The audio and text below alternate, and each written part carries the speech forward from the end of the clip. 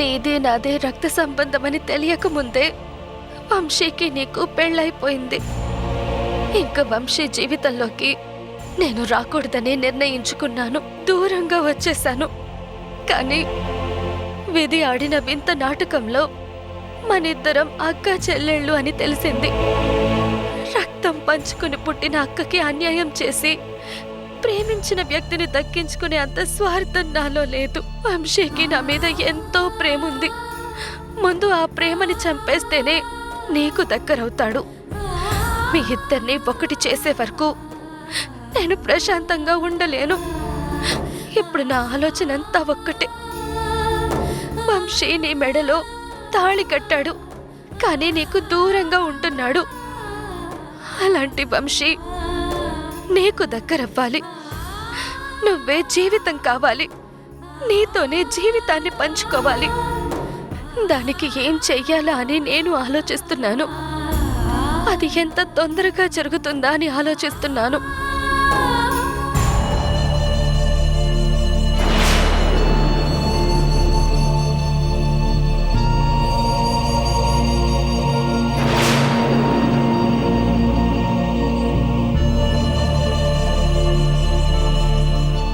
వర్ష, నేను నిన్ను తొలిసారి కాలేజీలో చూసినప్పుడే నా జీవితం నీతోనే అనుకున్నాను. అందుకే నీ ప్రేమను పొందడానికి ఎన్నో సమస్యలకి ఎదురు నిలబడి చివరికి నీ మనసును గెలుచుకున్నాను. నువ్వు నాతో ఐ లవ్ యూ అని చెప్పిన రోజు ఈ ప్రపంచాన్ని జయించినంత ఆనందపడ్డాను. అలాంటిది మన ప్రేమ ఎప్పటికీ శాశ్వతంగా ఉంటుంది అనుకున్నాను. మన పెళ్లితో మన ప్రేమకి పరిపూర్ణత ఇవ్వాలి అనుకున్నాను. కానీ అనుకోకుండా సమంత ఆడిన నాటకం వల్ల నీ విషయంలో అపార్థం చేసుకున్నాను.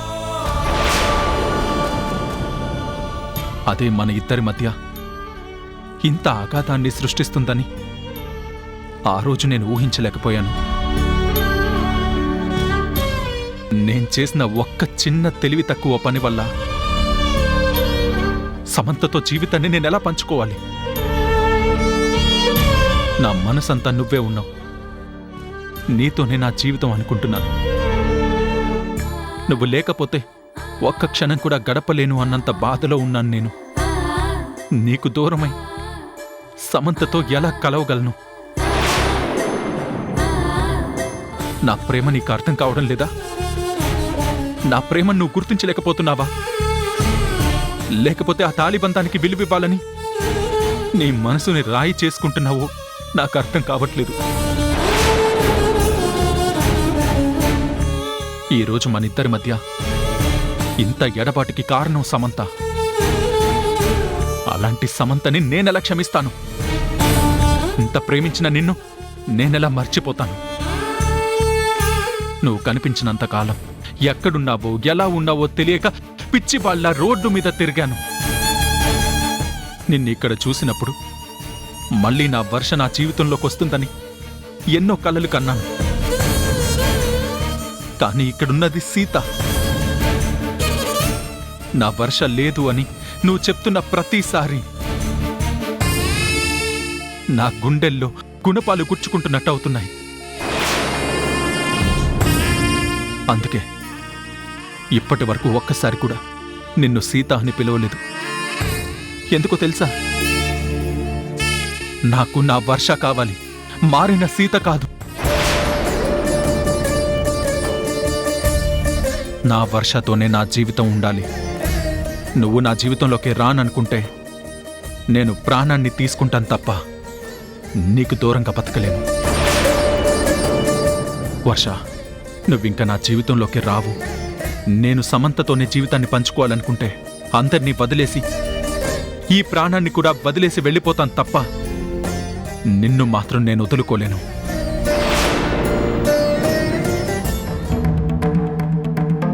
ఈ ప్రేమ నీకు ఎలా చెప్పాలో, ఆ రోజు ఎప్పుడొస్తుందో అని ప్రతిరోజు ఎదురు చూస్తున్నాను.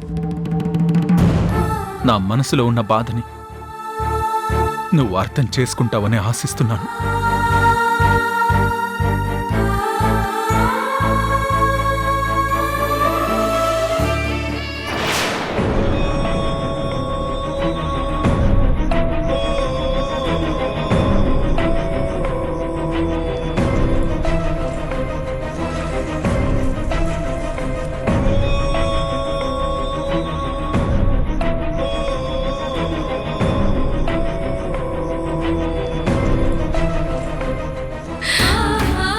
వంశీ, నువ్వు నన్ను ప్రేమించుకు. నీ ప్రేమను తట్టుకోలేను. నిన్ను ఇంతలా బాధ పెట్టడం నేను కూడా భరించలేకపోతున్నాను. కానీ అక్కకి నేను మాటిచ్చాను, తన ప్రేమను గెలిపిస్తాను, మీ ఇద్దరిని ఒక్కటి చేస్తానని. ఆ మాట నేను నిలబెట్టుకోవాలి. ఈ జన్మకి మీరిద్దరే జట్టు తప్ప మనిద్దరం కాదు. ఇది నువ్వు అర్థం చేసుకునే రోజు రావాలి. నన్ను మర్చిపోవాలి వంశీ. ప్రేమ కన్నా పెళ్లి గొప్పది. నా జీవితం కన్నా అక్క జీవితం గొప్పది. నువ్వు నన్ను ఎంత ప్రేమిస్తున్నావో అక్క నిన్ను అంతకన్నా ఎక్కువ ప్రేమిస్తోంది. నువ్వే ఊపిరిగా బ్రతకాలనుకుంటోంది. నువ్వు లేకపోతే తను బ్రతకలేను అంటుంది. అందుకే నా ప్రేమని వదులుకుని నా మనసుని రాయిగా మార్చుకున్నాను. నీ మనసును మార్చి నిన్ను అక్కని కలపాలని నేను ప్రయత్నిస్తున్నాను. అది నీకెలా చెప్పాలో అర్థం కాకే ఇంత తపన పడుతున్నాను.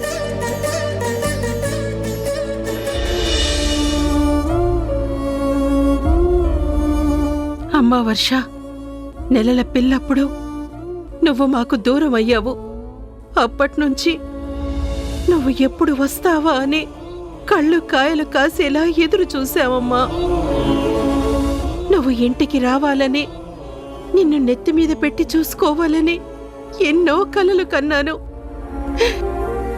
కానీ నువ్వు తీరా ఎవరో తెలిసేసరికి నువ్వే మా మనవరాలివని చెప్పుకోలేని పరిస్థితికొచ్చాను. ఇప్పుడు నువ్వు ఇక్కడే ఉన్నావని తెలిసినా కూడా నిన్ను ఇంటికి తీసుకురాలేక బాధపడుతున్నాను. ఏం నాని, ఆ ఫోటో చూస్తూ ఏం ఆలోచిస్తున్నావు? ఇంకేం ఆలోచిస్తాను, నువ్వు వర్ష ఎప్పుడు కలుస్తారా అని ఆలోచిస్తున్నాను. నీ అక్క చెల్లెళ్ళిద్దరూ కలిసి ఈ ఇంట్లో ఎప్పుడు ఆనందంగా తిరుగుతారా అని ఆలోచిస్తున్నాను. మీరిద్దరూ నవ్వుతూ నా కళ్ళ ముందుంటే ఎంత బాగుంటుంది కదా అని ఆలోచిస్తున్నాను. వర్ష కూడా మనతోనే ఉండి ఈ ఆనందంలో పాలు పంచుకోవాలని ఆలోచిస్తున్నాను. ఈ ఇంట్లో నా ఇద్దరు మనవరాళ్ళు నా కళ్ళ ముందే ఉండాలని ఆలోచిస్తాను. అంతకు మించి ఇంకేం ఆలోచిస్తాను? ఏంటి నాని ఇది? ఎప్పుడూ లేనిది ఏదో వర్ష కళ్ళ ముందే ఉన్నట్టు మాట్లాడుతున్నావు. వర్ష కనిపించినట్టు మాట్లాడుతున్నావేంటి? అంటే అది ఈ ఇంటి పిల్ల ఎక్కడికి వెళ్ళిపోతుంది, ఎంత దూరం వెళ్ళిపోతుంది,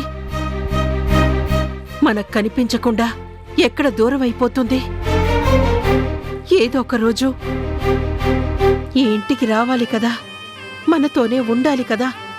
నువ్వు చెప్పింది నిజమే నాని. నా చెల్లెలు వర్ష వస్తే బాగుంటుందని నాకు కూడా అనిపిస్తుంది.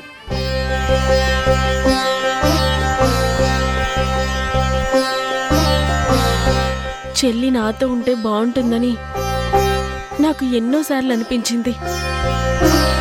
తనతో కలిసి ఆడుకోవాలని, తనని ప్రేమగా చూసుకోవాలని, మేమిద్దరం ఒకటిగా ఉండాలని ఎన్నో ఊహించుకున్నాను నాని.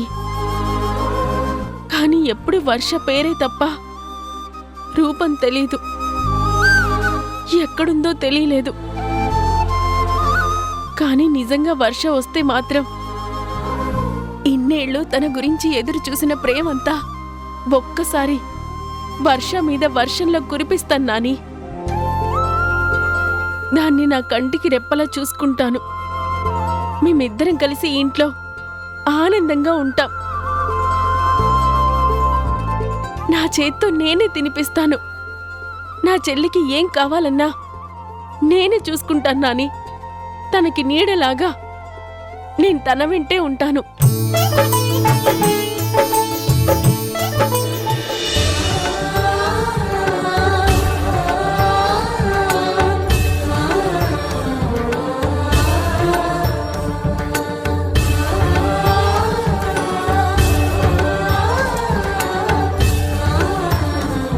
నాని, నా చెల్లి నేను ఎలా ఉన్నాం?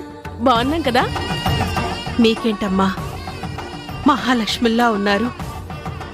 ఇన్నాళ్ళు ఈ ఇంట్లో నువ్వొక్కదానివే ఉండేదానివి. ఇప్పుడు మీరిద్దరూ ఇలా కలిసి తిరుగుతుంటే నట్టింట్లో ఇద్దరు మహాలక్ష్ములు తిరుగుతున్నట్టుగా ఉంది. మీకు నా దిష్టే తగిలేలా ఉంది.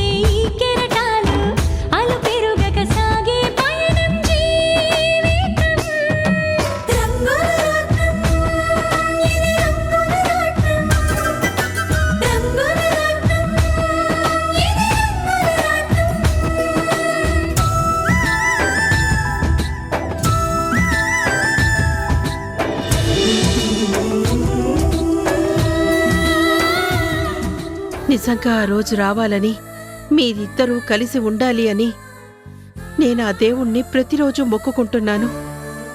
కానీ ఆ అవకాశం ఎప్పుడొస్తుందోనని ఎదురు చూస్తున్నాను సమంత.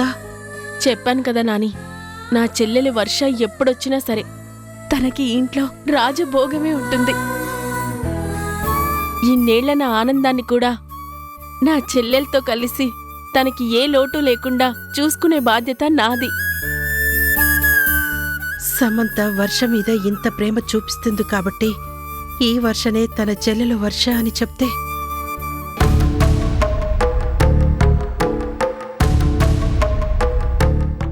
సమంత, మన వర్ష ఎలా ఉంటుందో మనకు తెలియదు కదా. ఒకవేళ మనకి తెలిసిన వర్షానే నీ చెల్లెలు వర్ష అని చెప్తే నువ్వెలా తీసుకుంటావు? నాని,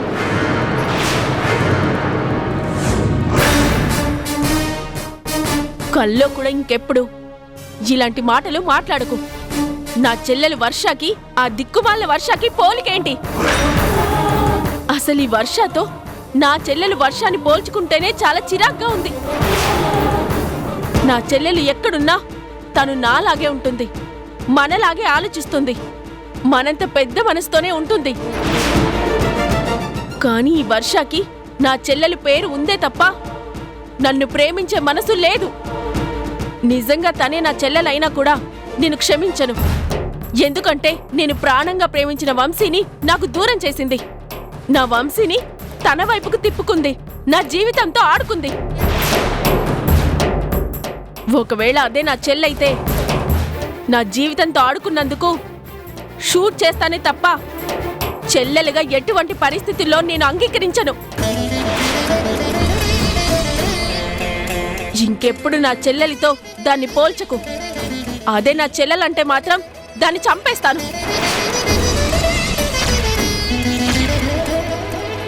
సమంత,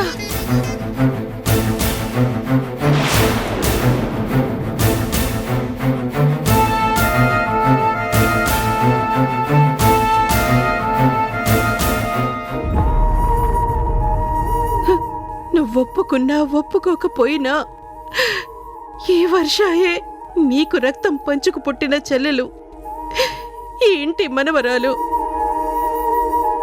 ఈ ఇంట్లో ఉండవలసిన హక్కుదారు.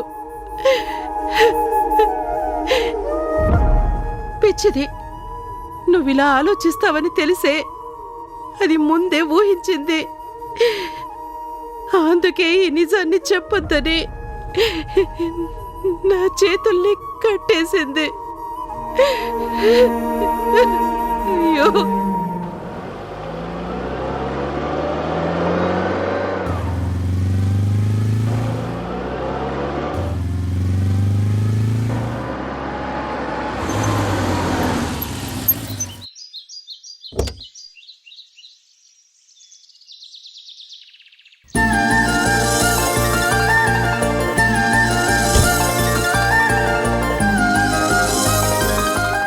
తాతయ్య మీరా?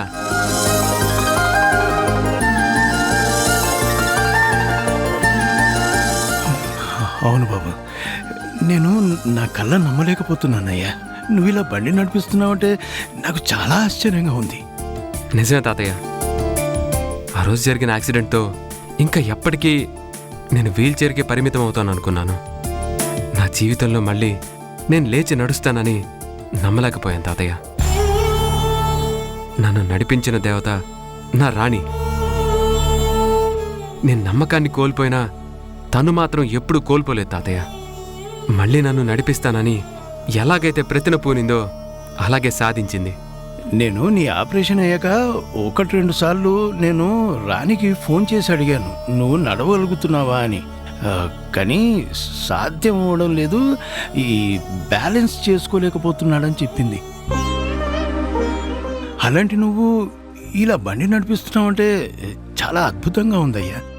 చెప్పానుగా తాతయ్య, రాణి లాంటి మంచి మనిషి తోడుగా ఉంటే ఏదైనా సాధించొచ్చు అని. రాణి మీకు చెప్పినట్టే తను నన్ను నడిపించాలని ఎంత ప్రయత్నించినా నేను నడవలేకపోయాను. ముందు నా మీద నాకు నమ్మకం లేదు. నేను మళ్ళీ లేచి నడవగలనని అస్సలు అనుకోలేదు. ఏదో ఒక సందర్భంలో ఖచ్చితంగా నువ్వు లేవగలుగుతావని డాక్టర్ కళ్యాణ్ గారు ఒక్కటే మాట చెప్పారు. అలాంటి సందర్భం వచ్చింది.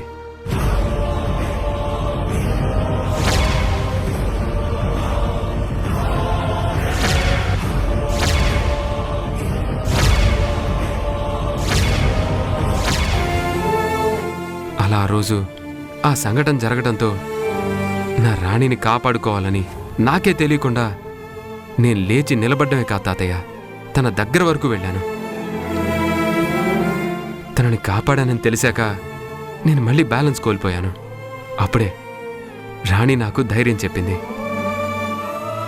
తర్వాత తను పట్టుకొని నడిపించింది.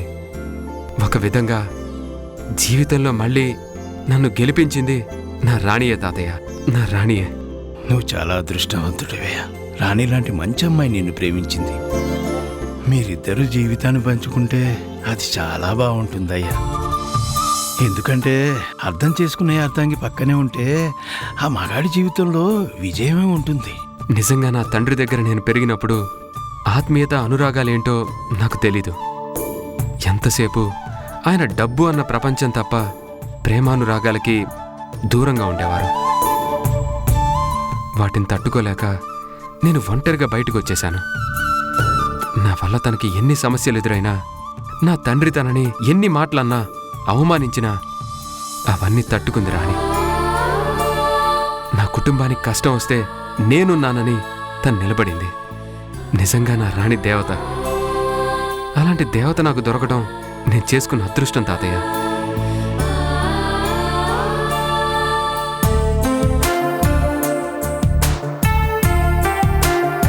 సీత, నువ్వు మా ఇంటికి వచ్చినప్పుడు ఒక సమస్యతో వచ్చావు. కొన్నాళ్ళ నుండి వెళ్ళిపోతావు అనుకున్నాను. కానీ మన ఇద్దరి మధ్య ఇంత అనుబంధం ఏర్పడుతుందని అప్పుడు నాకు తెలీదు.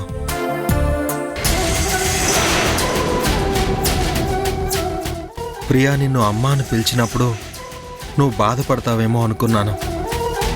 కానీ తనకి నువ్వు అమ్మగా మారుతావని, అమ్మ ప్రేమను కురిపిస్తావని ఎప్పుడూ ఊహించలేకపోయాను. తనకి తల్లి దూరమైనప్పుడు ప్రియా ఎంత బాధపడిందో నాకు తెలుసు. మళ్ళీ ఇప్పుడు నీ దగ్గరే అమ్మ ప్రేమని పొందుతుంది. ఒక విధంగా నీ మీద నాకు ప్రేమ కలగడానికి అది కూడా ఒక కారణమే. నువ్వు మాతో ఉంటే మా ఇల్లెప్పుడూ సంతోషంగా ఉంటుందని నా నమ్మకం. Hi bro. రారా కూర్చో. ఏంటి బ్రో, నీలో నువ్వే నవ్వుకుంటున్నావు? నీకు తెలుసు కదా నేను ఒక అమ్మాయిని పెళ్లి చేసుకుందాం అనుకుంటున్నానని. నా నిర్ణయం కూడా చెప్పాను. తన నిర్ణయం ఎప్పుడు చెప్తుందా అని ఎదురు చూస్తున్నాను. ఆ మంచి మనసు నన్నెప్పుడు కరుణిస్తుందా అని ప్రతి క్షణం ఆలోచిస్తున్నాను. భలే వాడివే బ్రో. నీ అంత మంచి మనిషి మనసే గెలుచుకుందంటే తను ఖచ్చితంగా గొప్ప వ్యక్తి అయి ఉంటుంది. తప్పకుండా తను నిన్ను ప్రేమిస్తుంది, నీ జీవితంలో కూడా వస్తుంది. ఖచ్చితంగా మీ ఇద్దరికి పెళ్లి జరుగుతుందని నేను మనస్ఫూర్తిగా నమ్ముతున్నాను. నీ మాట నిజం కావాలని నేను కోరుకుంటున్నాను బ్రో. ఇంకా నీ సంగతి ఏంటి? నువ్వు ప్రేమిస్తున్న అమ్మాయికి నువ్వు దగ్గర కాలేకపోతున్నావు. నిన్ను ప్రేమించి పెళ్లి చేసుకున్న అమ్మాయికి సొంతం కాలేకపోతున్నావు. ఇద్దరికీ దూరంగా ఎన్నాళ్ళిలా ఒంటరిగా బ్రతుకుతావు? ఏదో ఒక నిర్ణయం తీసుకోవాలి కదా. డాక్టర్ డాక్టర్ యాక్సిడెంట్ కేసు వచ్చింది, మీరు అర్జెంటుగా రావాలి. బ్రో ఇప్పుడే వస్తాను.